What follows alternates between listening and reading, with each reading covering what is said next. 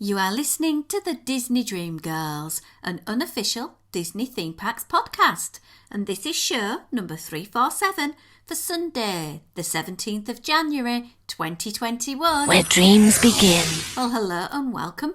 My name is Michelle Young, and together with my jolly good chum Jane Phipps, we are your guides to the place where dreams begin.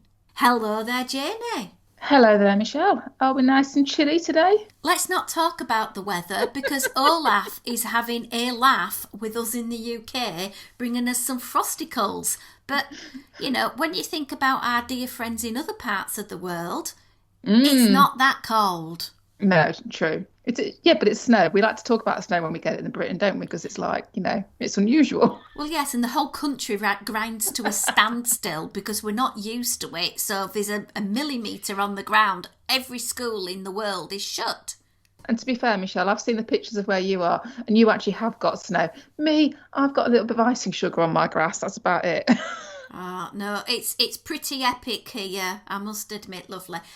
Before we go on and have our fabulous guest, who is the wonderful Seth Kubersky from the Unofficial Guides to Universal Orlando, and he's going to talk mainly Disney, sprinkling of Universal, and a lot about Florida and the wonders that can be found there for you. How's your Disney life at the moment? Anything going on? Apart from chatting to you about Disney, not a lot, Michelle, no. Yeah, sounds about the same for me. If you are wanting to hear more from Jane and myself about what's going on in our Disney life, we're going to have a couple of shows out there for our lovely Patreons. So why don't you find out a little bit more on patreon.com/Disney Dream Girls. We're going to have a show about the Festival of the Arts and a little one, a bit more of off a tangent about what we're up to at the moment. A little bit more personal, really. About our life.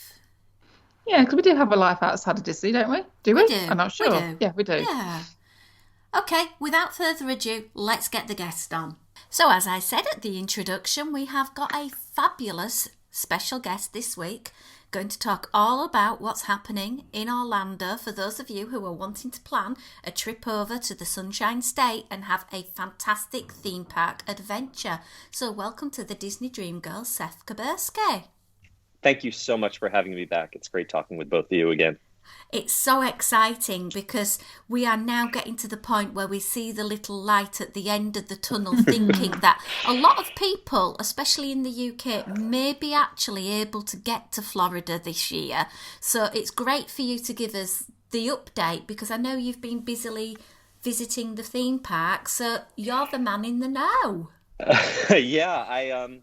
Back in the day, before the pandemic, we're going to have to come at a BP before pandemic. I used to go to the theme parks 3, 4, sometimes 5 days a week for research.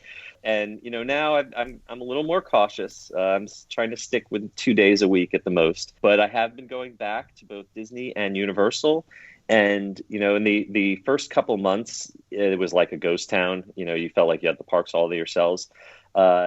This Christmas, it almost felt like normal. It definitely isn't normal, but almost normal, just in terms of really big crowds of people coming back. And some of those crowds lingered past New Year's. This particular week is one of the slowest weeks of the year, in between New Year's and Martin Luther King Day. But in general, crowds have been past the holiday season a little larger than I expected. And that's good news going into the spring, hopefully. Wow. Let's just start by saying, when you do go to the park, you invariably go live. So let's just start with that little bit of social media shout out where people can see your Facebook lives. Absolutely. So the Unofficial Guides, we have a Facebook page at the Unofficial Guides. We've got a Twitter account at the UG Series. You can also find us at that same address on Instagram. And of course, we're on the World Wide Web at theunofficialguides.com. So every time we visit the parks, we try to tweet, we try to Instagram, maybe do a little Facebook Live to show people what's going on in the parks. So you can get a little theme park entertainment vicariously without having to go outside. Or spend a penny piece. It's the cheapest way to visit, isn't it? Yeah, as long as you've got a good internet signal, I'm sure. One thing at the moment that we do have in Shea Michelle and Shea Jane is good internet. Touch wood very quickly. I'm Because going to say, don't say things like that, Michelle, because that's just going to curse it, isn't it now? Yeah, it's going to go down. The recording's not going to work. I can't hear you. You're breaking up. Okay, and also we've got the new unofficial guide coming out at the moment. Please give yourself a plug for that. Absolutely.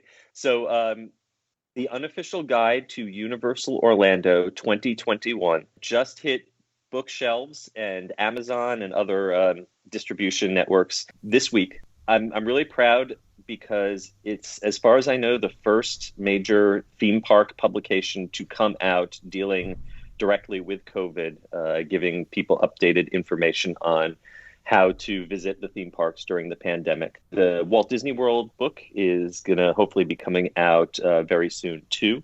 Disneyland is still closed, so we're going to hold off on that for a little bit longer.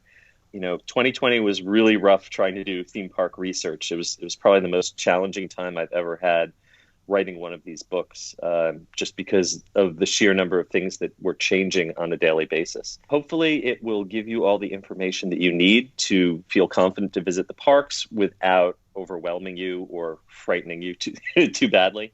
There's a lot of stuff going on. There's a lot of changes.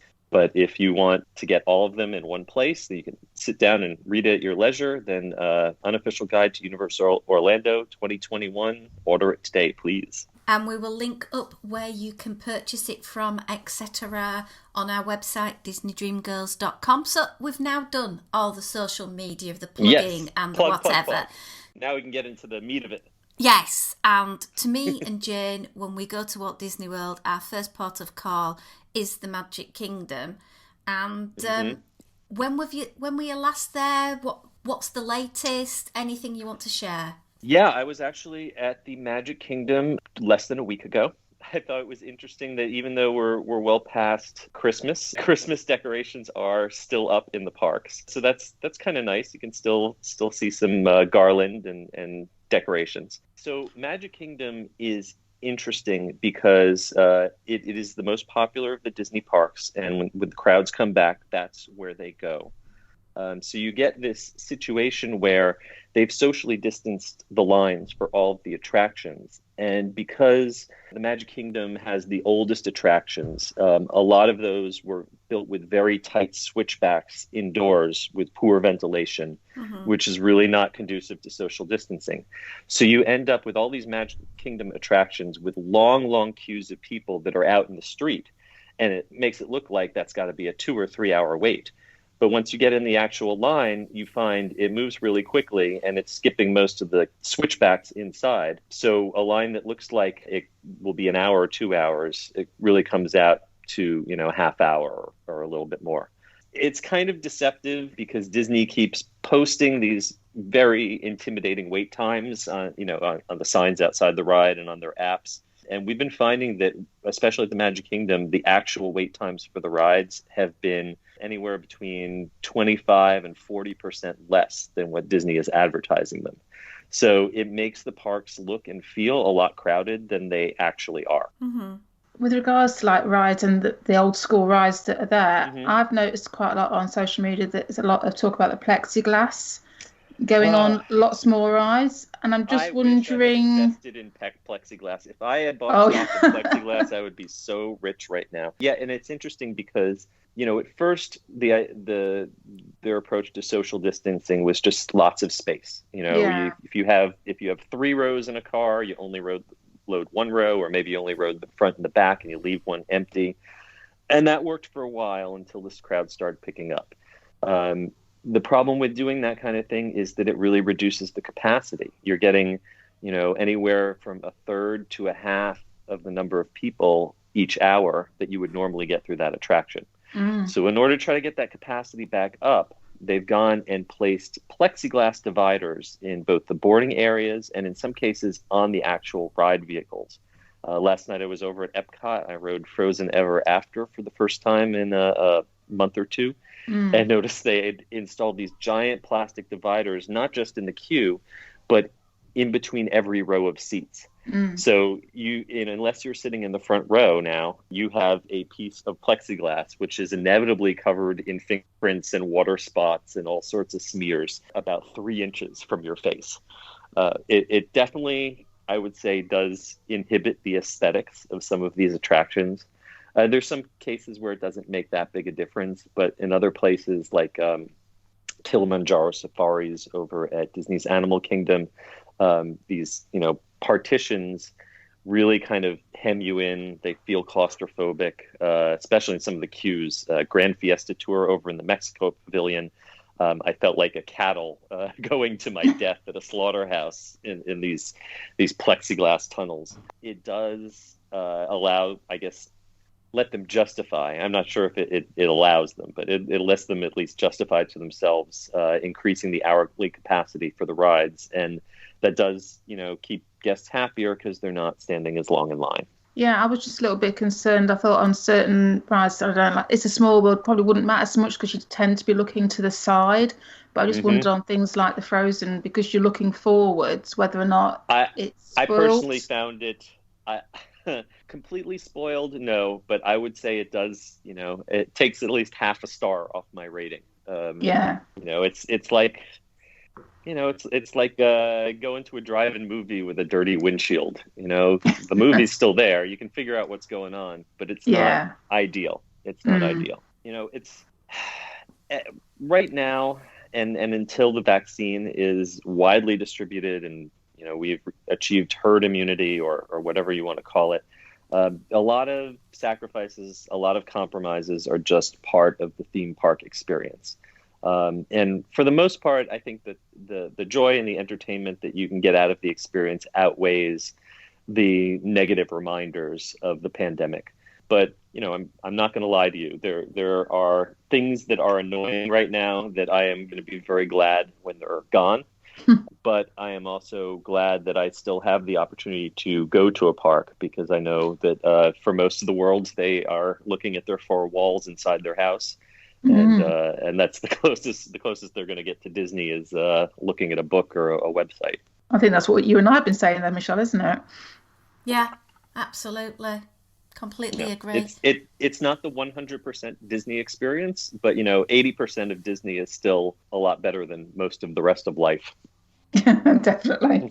So how do you think the new Tron construction's going in the Magic Kingdom? Have you had a sneak peek over there? Yeah, there's 2 great places, the Magic Kingdom, to get a look at the Tron construction. One is over by the Tomorrowland Speedway. I still call them the Autopia cars. But you can get a good look from along the track. But even better, if you go back into Storybook Circus and you get into the queue for the Goofy Barnstormer roller coaster, you can get an amazing view of the construction. And it was going gangbusters for a good while. They put up the structure for the canopy that's going to cover the track that goes outside of the show building. Construction workers on there all the time. Looked like it was really going full steam ahead. And then we hit a little bit of a snag. The latest is that they have sealed over the door that the track comes out of, where you transition between the indoor portion of the ride and the outdoor portion of the ride.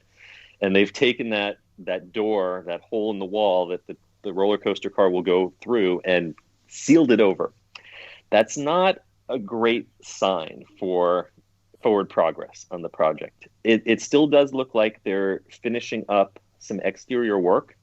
Maybe they'll finish up the canopy, but it looks like that they're going to kind of button up that project to where it's more or less weatherproof and let that sit for a little while. And it looks like they're going to redirect their focus back to first getting Ratatouille open, and we can definitely chat a little about Ratatouille.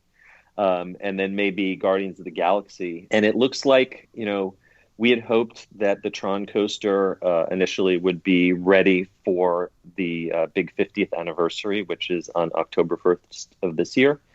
It looks like if it opens during the anniversary, it'll be towards the end of the anniversary year, or Disney years last 18 months. So they could squeeze this in as late as early 2023 and still claim it as part of the 50th anniversary. Well, that'd be sneaking it in by a hair's breadth, wouldn't it? Yeah, I'm hoping it's not pushed that late, but I really if I was going to bet on it, I don't think you're going to ride Tron until the second half of 2022 at the earliest. It does look like they are still working on Guardians of the Galaxy over at Epcot, because I saw construction workers pounding away on that. A lot of it will be about budgets.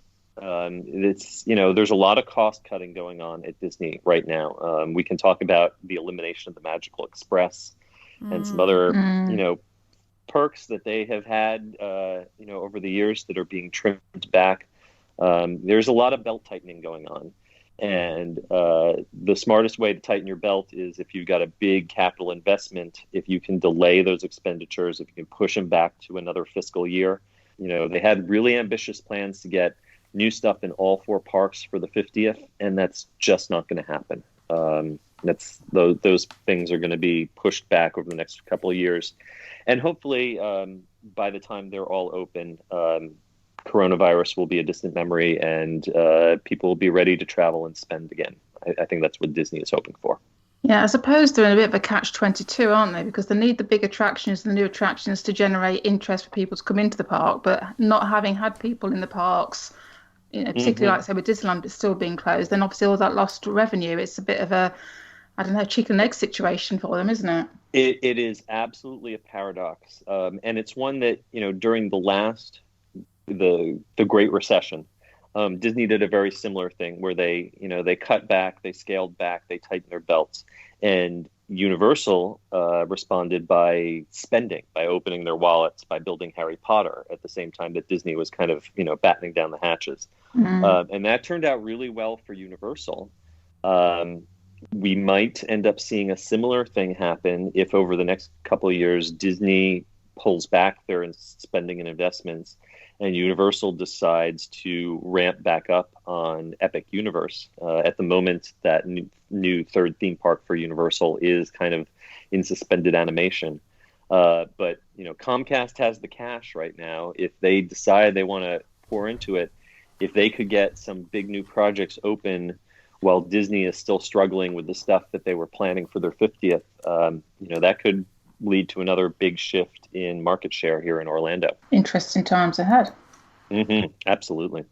Well, let's hop on the monorail, because we can use that as a segue to what the monorail is like, and hop on over to Epcot. I wish I could hop on the monorail over to Epcot. Unfortunately, they have brought back park hopping as of beginning of this year. After 2 p.m., if you have a reservation in one park and you visited that one park, after 2 p.m., you can hop over to a different park, but you can't do it on the monorail right now. They do have bus service between the parks, but unfortunately, the Epcot to Magic Kingdom monorail has not come back quite yet. You can hop on that Skyliner, though, between Epcot and Hollywood Studios, and I did that just the other day. In fact, I kind of feel like right now, Epcot and Hollywood Studios are one theme park. Basically because, one, if you add the number of actual rides in the two parks together, you get the number of rides in one average theme park. And because Hollywood Studios is in this weird situation where, people wake up at 7 a.m., you don't have to be in the park anymore to try to get your Rise of the Resistance boarding pass, but you do have to log in at 7 a.m. A good portion of people want to go to Hollywood Studios specifically for that ride, and they don't get it. There's a very limited capacity for that attraction still. It's been slowly getting better, but it's still not great. I personally have not ridden Rise of the Resistance since they started the new system, because every time I've gotten up at 7 in the morning and a tenth of a second after 7 a.m., all the passes are gone for the day. Wow. So, that removes a major draw from Hollywood Studios. You can knock off most of the other rides at Hollywood Studios in a few hours. And then you're perfectly set to hop over to Epcot and enjoy the food festivals that are going on there.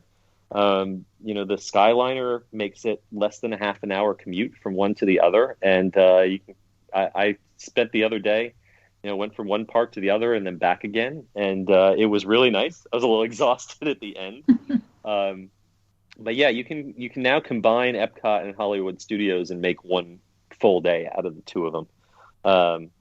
The big thing at Epcot right now that we're all waiting for with bated breath is Ratatouille. This is a clone of the attraction that is in Disneyland Paris. Now, I assume you two have both been on the one in Paris. Oh yeah, we have actually together as well. We have, is a rarity. So I do think that is one of the best attractions in that whole Walt Disney Studios Paris park. That's not saying an awful lot, since there aren't a lot of other rides there. I like Crush's Coaster a lot too, and I actually really like their version of Tower of Terror. But obviously that is the big headliner in Paris, and from what I understand, the one that they've got in Epcot is not 100% the same, but it's like 98% the same. The big difference is that in Epcot, we are not getting that lovely little restaurant that you see when you get off the ride. Instead, we're getting a little crepe takeaway, which is good too because everyone likes crepes.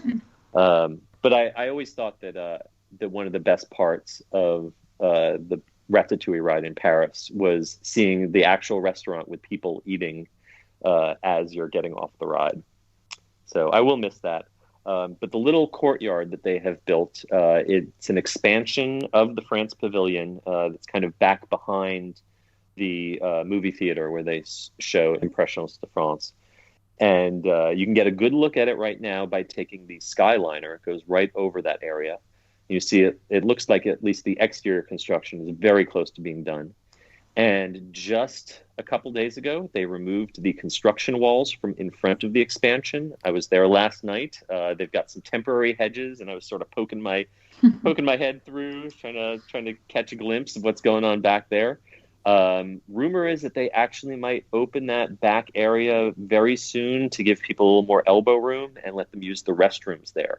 Because the one thing the France Pavilion has never had is good restrooms. So that will be much appreciated. Still, though, no official opening date or word of a soft opening for Ratatouille. I would expect to see it open for spring break crowds, assuming that we have spring break crowds. I would not be shocked if within the next few weeks they start some sort of soft opening or testing. That's so exciting because a big draw like that to Epcot, to the France Pavilion, is what people will crave, and tie it in with a festival. Yeah. So right now we've got the 5th Epcot International Festival of the Arts going on. And like the other festivals that we've had for the last year, it's not the full festival. It's what they call the taste of the festival. So that means that you get the food booths, not quite as many of them, but most of them scattered around the park. And they've actually, like the previous festivals, they've done things to sort of spread things out a little bit more, make things a little more physically distanced, and use the World Showplace Pavilion, which is in between Canada and the UK pavilions. And it's this big event space that in the past was very, very rarely used, and now is being used as for the festivals. And I like to call it like being invited to a really fancy wedding, and you don't have to bring a gift, but you have to pay for the food. So it balances out. It's a really lovely room. They have musicians in there. They have performers. And now they have art galleries, and they have artists, some Disney artists that if you follow, you might recognize, like Noah and Don Ducky Williams, who actually come to the event to do signings. And it's actually grown into my favorite of the Epcot festivals. One, because of the time of year it's slightly less attended. The Food and Wine Festival and the Flower and Garden can get really overwhelmed with people. But the Arts Festival is always nice and quiet. I love the art. I love getting to talk to artists. The presentation on all the food is fantastic. Some of the most elaborate little dishes, they're with the tweezers and the microgreens and the turmeric. It's all so colorful. And The one thing that is missing this year is that they don't have the Broadway stars coming down to give concerts on the American Gardens stage like they normally do. And those are just fantastic. I mean, you're seeing people that if you were in New York, you would be spending $200 to see them. But what they have done is they've brought back the Voices of Liberty, who are, on furlough for quite a while. And they have them doing a concert of Disney film and Broadway songs, a cappella, that is just fantastic. They do a medley from Moana. They end it with lovely a cappella, When You Wish Upon a Star. It's a really fantastic show. And I'm going to be uploading a full video of that to the Unofficial Guide's YouTube channel later today. It's really, it's a taste of the festival. It's not the full festival, but we had a really great time. I've been twice already, and I plan on going back at least once or twice more before it ends. Perfect. Have you any top tastes that you can recommend on anything that you've tried? Ooh, let me think. There are some really nice desserts. My favorite so far is over in Morocco. They have a cake that has an absolutely unpronounceable name, so I won't even try. But it's an orange cake with chocolate mousse. And the combination of the slightly bitter chocolate and the slightly acidic orange with a little bit of this kind of green tea on top. It's just an amazing combination. I really, really love that. And there's also been a bunch of new plant-based options added this year. My wife and I have been experimenting with veganism. And so there's a lot more options. One that we tried last night, which was really interesting, was a plant-based bratwurst that really had, kind of the texture and the mouthfeel of real meat, but it's, totally animal free. Wonderful. I'm hoping our listeners will also get in touch with any top tastes that they want to share and suggest other people try as well. So if you're going to the festival, please feel free to do that. Have you heard anything about the Guardians of the Galaxy Cosmic Rewind from Epcot? Yeah, so just yesterday I saw construction workers on the roof.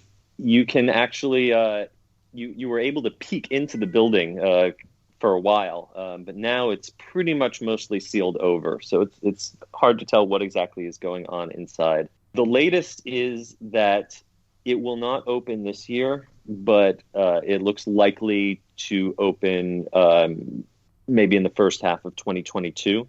It does seem like they're prioritizing it over Tron at the moment.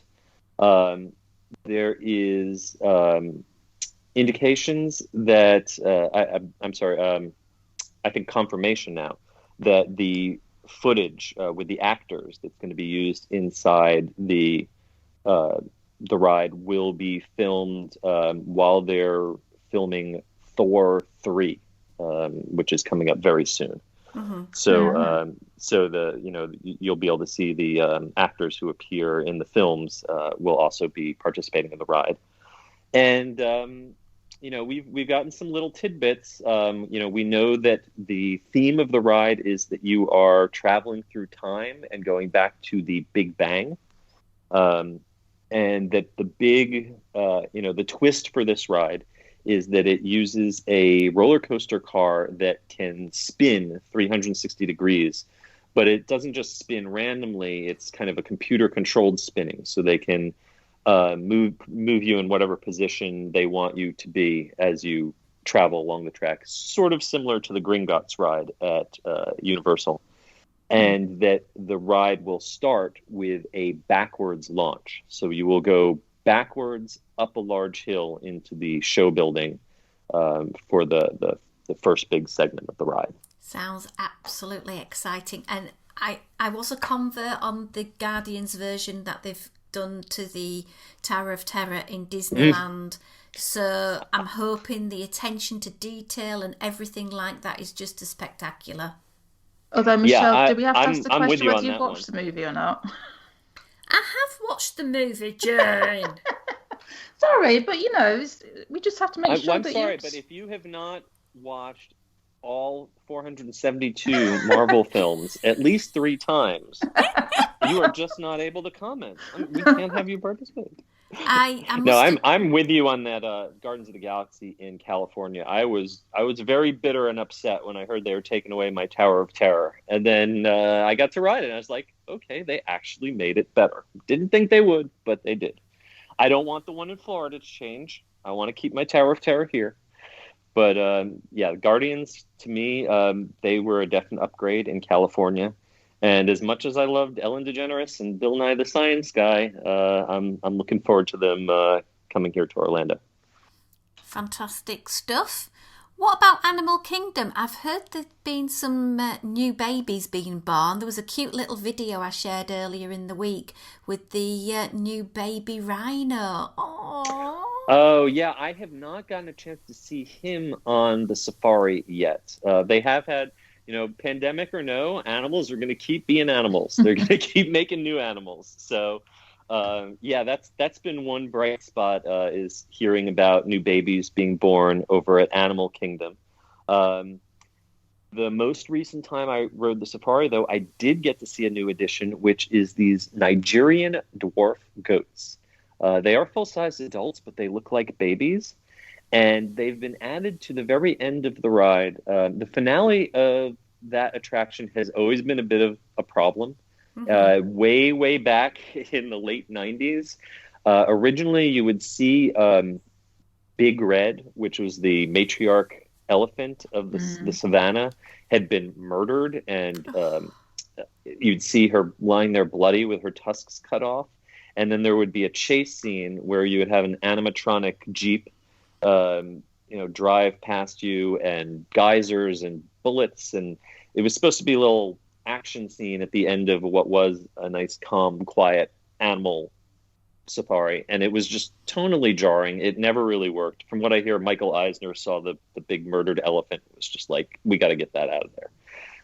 So the ending of the ride, never really worked. They took out elements over the years. At one point, they tried introducing some zebras there, and they didn't really take.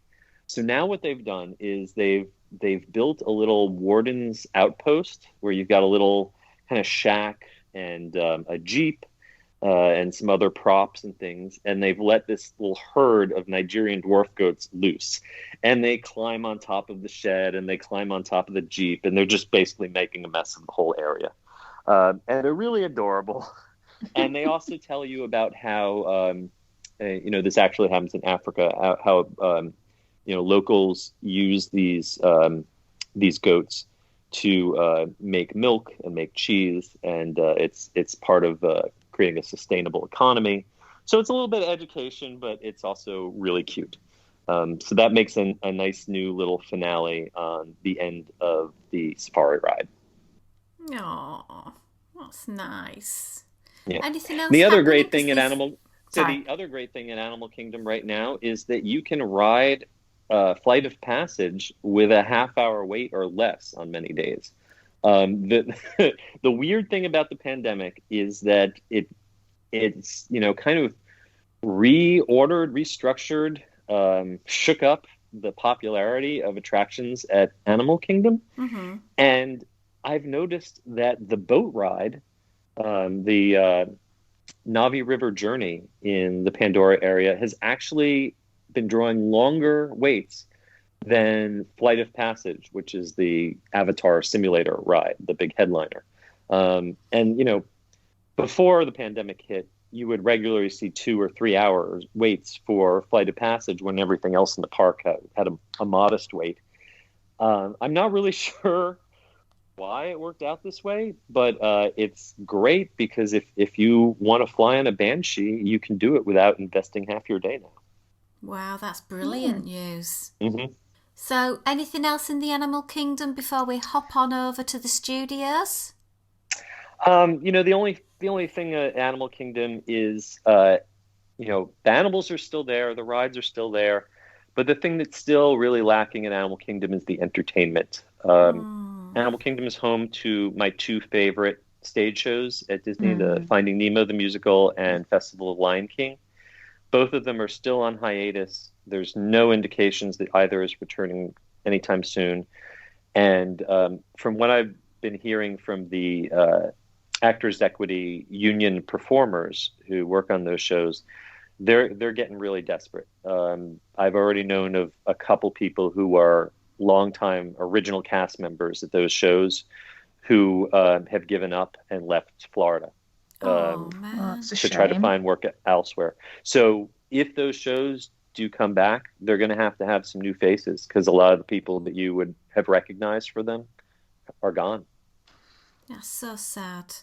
Disney used to employ 800 union actors. All but about 12 of them have been let go, and as of New Year's Eve, they lost everything. They lost their health benefits. They lost their retirement. They've all lost everything. They've been told that they have a right to be called back within the next year, but there's just no strong indications from Disney that they want to bring these big indoor stage shows back anytime soon. Such a difficult one, isn't it? And you can understand that they can't hang around just waiting on hope that things are going to get back to normal. No, and it's not like, when you've spent, a decade being a puppet fish in a musical, that's a very specialized skill set. It's not like you can just go out and be a lawyer or a mechanic or something tomorrow. That's people have trained and worked their whole lives to do this very special kind of entertainment, and I think until that can come back, it's just not the same. No. Yeah. Sad times, very sad times. Yeah. Okay, well, looks like we're wrapping up Walt Disney World there. We've been round all the parks. A few things that we should mention, though, outside the parks. The theme parks are what draw people to Disney, but the rest of the resort is, what makes Walt Disney World this, incredible machine. And a lot of that is the resort hotels. And a big part of the resort hotels for the last 15 years has been Disney's Magical Express. People think of Disney's Magical Express as a free way for them to get to the airport, to the hotel, and then back again. And people really loved that perk. They loved the fact that they, drop their luggage off at the airport at home, and then it magically appears in their hotel room, hopefully, when it works. Well, the bad news is that Magical Express is going away. If you have booked a stay that starts before December 31st of this year, you can still use it. But as of January 1st of 2022, there is no more Magical Express. It's not like they're going to keep it, but charge you for it. It's just going away. So you're going to be looking at having to rent a car or get an Uber or Lyft or contract with a third-party company like Mears to get a shuttle. There are definitely people who are really big on Magical Express. I personally was never a huge fan of it. One, because there's no such thing as a free service. That cost was being rolled into the price of your hotel room. And just because it was hidden didn't mean that you weren't paying it. It could take a long time, especially going back. You would wind up losing hours out of your last day of vacation because they made you take that bus back to the airport so incredibly early. But, it was a definite perk. It was something that encouraged people to stay on site and then remain on site and not, go off property and go to places like SeaWorld or Universal. I think what has prompted this change, one, it's cost cutting. It's money that they're going to save, and I'm sure they're not going to lower the cost of the hotel rooms to compensate. But a lot of it is also the rise of ride sharing. When you have Uber, when you have Lyft, that can take someone from their Disney hotel room over to Universal for $20 or so, then there's no downside anymore for someone taking the Magical Express, not renting a car or anything, And then once Disney has paid for their transportation to Disney property, then they just spend a few bucks more on an Uber or Lyft to go wherever else they want to go. So I don't think Disney was getting as much bang for their buck from paying for Magical Express as they used to. But, it's yet another perk that's going away. Another perk that has gone away permanently now is extra magic hours. It used to be that each park had mornings where you could go in an hour early or stay an hour later. Those were eliminated temporarily when the pandemic started, and it's now been eliminated permanently. So there's no more going to be evening extra magic hours at all. And in the mornings, it's now going to be all 4 parks every morning, but only a half an hour. So that'll basically get hotel guests a chance to squeeze in front of the regular guests and get in maybe one attraction. It'll be a nice little perk, but it's not going to be nearly as beneficial as the old system could be if you knew how to take advantage of it. Yeah, such a shame, because I know a lot of people who come over from the UK don't necessarily want to hire a car. They want to just stay in the Disney bubble. So having that ability to get shuffled there by Disney was good. But we'll see what happens, because you just don't know. There's this train link coming and things like that. So Brightline is a train service that is under construction. They are building a link between the airport and Disney Springs. There's going to be a new train station built at Disney Springs. And then presumably Disney will have buses from there to all of their resorts. But that's not going to come online until 2022 at the earliest. And my guess is it's going to be more like a late 2022. So that's still going to leave almost a full year gap at a minimum where Magical Express doesn't exist and there is not a train to substitute for it. It doesn't mean that you're not going to be able to find a way to get there. Mears actually runs Magical Express right now for Disney, and they're going to continue running their own buses. So it will probably be a very similar service. You're just going to have to pay out of pocket for it. Right. Well, shall we say adieu to Disney and say hello, Universal? Hello, Universal. So I've actually spent more time at Universal in this last year than I have at Disney. One, because they opened a month before Disney did. And two, because you don't need park pass reservations. You're able to go to Universal any day you want without planning ahead. That backfired a little bit on them over Christmas week because they hit maximum capacity on multiple days. In fact, there were a couple days where they hit maximum capacity before the official opening time arrived. They had so many people show up during early entry that they were full before the park was supposed to officially open. Wow. That's a good problem to have financially. I'm sure Comcast is very happy about the numbers. But Universal has felt on many days more crowded than Disney. Disney's park pass reservation system, kept the parks feeling a little less overwhelmed, whereas there are days when you went into Universal over the holidays and you really felt the crowds. But this past week, like at Disney, the crowds have dropped back down again, and I was able to ride Hagrid's Magical Creatures motorbike adventure with only about a 20-minute wait, which was just a beautiful thing. That is such a plus point as well, because the queues for that when it first opened were astonishing. 7.5 hours that first day. That was a long day. Ouch. Universal has... They're in a kind of odd transition period right now. They were, before the pandemic hit, going full steam ahead with Epic Universe, this massive expansion down by the convention center, which was going to have a whole new theme park, new hotels. It was really going to finally put Universal to the point where they could almost compete really head-to-head with Disney. All of those plans are kind of not completely stopped, not canceled, but definitely on the slow track now. They actually just filed some more permits with the local government, and they are moving forward on some infrastructure. They're building a new road that goes from the old or the original Universal area down to the new area. Doing some drainage and earth moving kind of things.